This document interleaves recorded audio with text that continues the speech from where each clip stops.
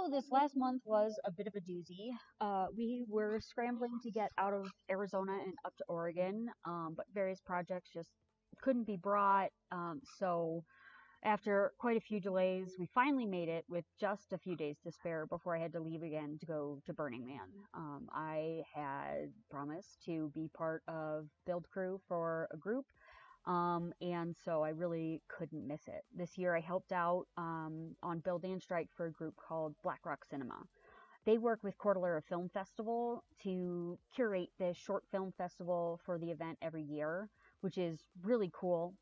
We built this giant cinema tent and cafe space for guests, and then a large kitchen tent and shade structure for our personal tents in the back, and just unloaded everything and got everything set up.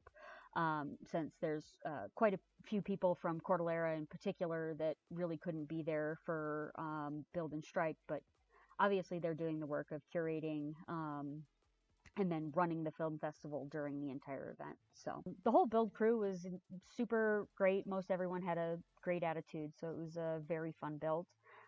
Little chaotic though. At the start on Saturday, we had a big storm. We had two big storms that ripped through and caused pandemonium on various days. The first one that came in, I think on Saturday, had 45 mile per hour sustained winds with these 62 mile per hour gusts, which is generally a bit over what is expected. Burning Man basically tells you to plan for at least 40 mile an hour winds. So luckily in our camp we have many over engineers, so we were fine if a bit dusty the next day, and we know what the wind speeds were because it's a bunch of nerds in camp, so we have our own little weather tower, so we got to see all the deets on all the storms that came through, which was kind of fun. Neighboring camps didn't fare quite as well. Again, Burning Man kind of tells you 40 mile an hour is what to expect for the high end of the winds, and it went well above that. So structure poles were bent out of shape. Entire structures came down, and across the way the kids camp, the trampoline flew well over 50 yards outside of the camp, taking a street sign with it. Thank God it didn't hit anybody. Our neighbor's shade structure was in the middle of being built, and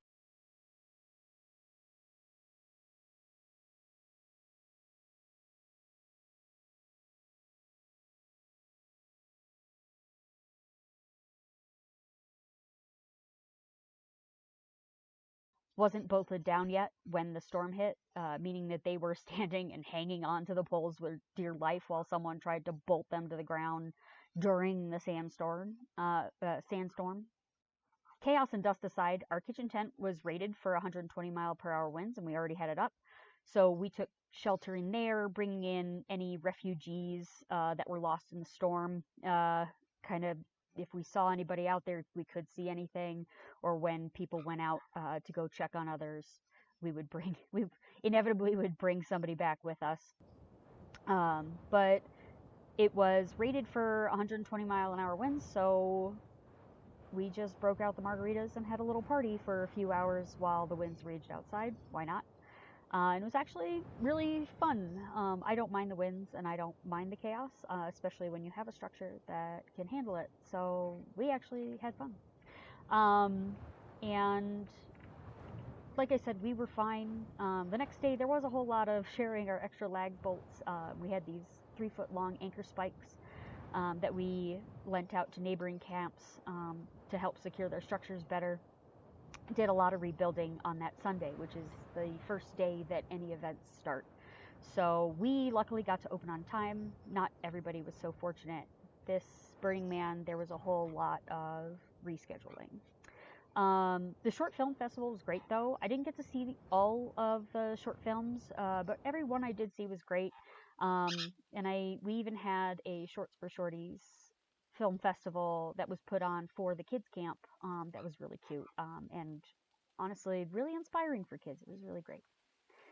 The next storm on Tuesday was worse just because it was very rainy and very muddy, and the playa mud is no joke. It sticks like the dickens, and so if you go out walking or riding or driving, it just sticks in giant clumps to whatever touches the ground. So the organizer basically told everybody to stay shelter in place and not to go out so that we didn't tear up the roads. Unfortunately, either people didn't listen or it didn't matter because the roads were pretty torn up the entire event. It was very bumpy. But all in all, it was pretty fun. Burning Man is always fun. The trials and tribulations are a part of the package, and if you don't like that part, it's, don't go. I find it fun.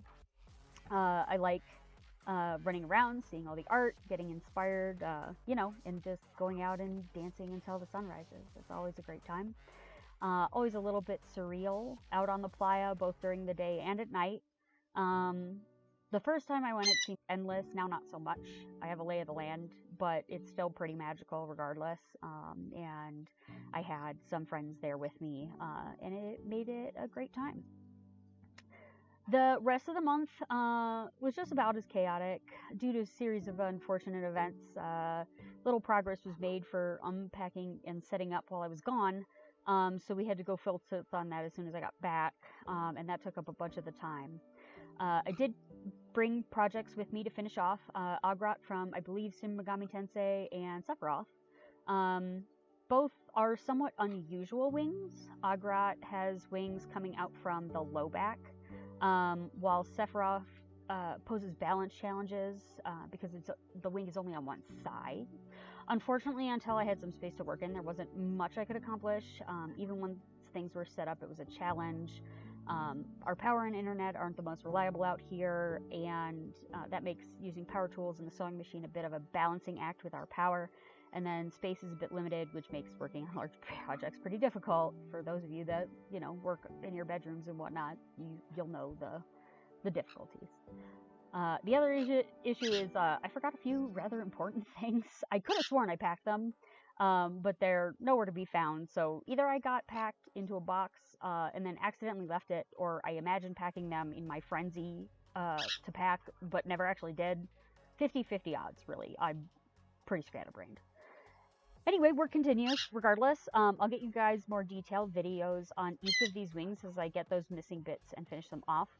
Agrat is done, actually, except for the circuit board, and Sephiroth has a ways to go, but the deadline moves, so that should be done fairly soon. I'll hopefully get you guys that video around the middle of the month. Anyway, thanks for watching. Love you guys, and I'll see you next video.